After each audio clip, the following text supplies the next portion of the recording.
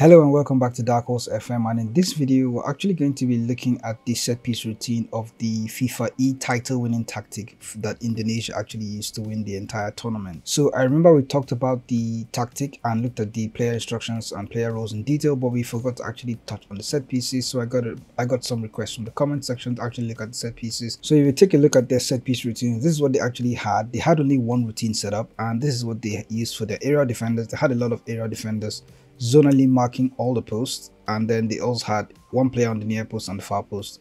Nobody was roaming in the central areas or doing any other thing, and they had only two players tracking, and they had one player at the edge of the area and nobody staying forward. This is the way they set up their corners in defending. But if you look at the attacking setup, they had only one setup as well. They had one player in swinging the corners. Now it's important to notice that in Football Manager, the Indonesia team during the FIFAe tournament actually did a lot of changes to the way their team is set up. They adapted a lot. As much as they were using a 4-2-3-1 that was slightly overpowered, you can do that to actually win a major tournament, I think so. But they did a lot of man management. They did a lot of opposition instructions. They mentioned that even in the interview in the final after they actually won the competition, they did mention that they use opposition instructions, but set pieces as well. So I'm seeing only one routine here, but it probably means that they did a lot of changes, changing from in swinger to out swinger, from near post to far post or whatever.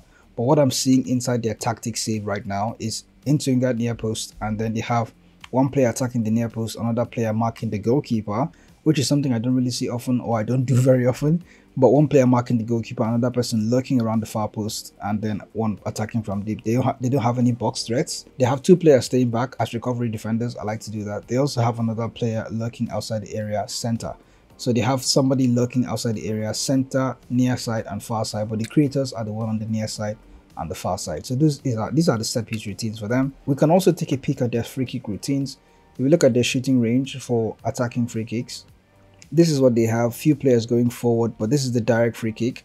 Nobody has box threats, but few people on the creative side, and then only one player staying back. The other player is staying back if needed. So if you look at their other free kick from wide areas, also attacking the near post and one person attacking the far post. Nobody is lurking around either post, but they have some people lurking around near side, far side, and of course only one player staying back. And then if you look at the deep free kicks, they have two people going forward and then both players attacking the near post. But I think most of this stuff is actually going to go through a lot of changes during the games. Again, they have one person staying back and another person staying back if needed, with another player lurking near side and far side. Defending deep free kicks, it looks like default. Most of the players are going back with one player marking, another player that is a tracker also player marking, and a few people, actually just one person forming the wall and another person forming the wall if needed. So these are the way their set piece for defending wide areas is. Everybody just going back, one person forming the wall, another person forming the wall if needed. So it doesn't look like they changed too much in the free kick aspect, but I know they probably had something set up for corners. But looking at their throwings, for throwings in their defensive third, this is how they went and set that up. A lot of people marking zonally, so they used a lot of zonal marking for their set pieces. A few people tracking as well, one person staying forward. In the middle third, they set up retained possession instead of working the line, and in the attacking third, they had walked the ball into the box instead of the long throwing.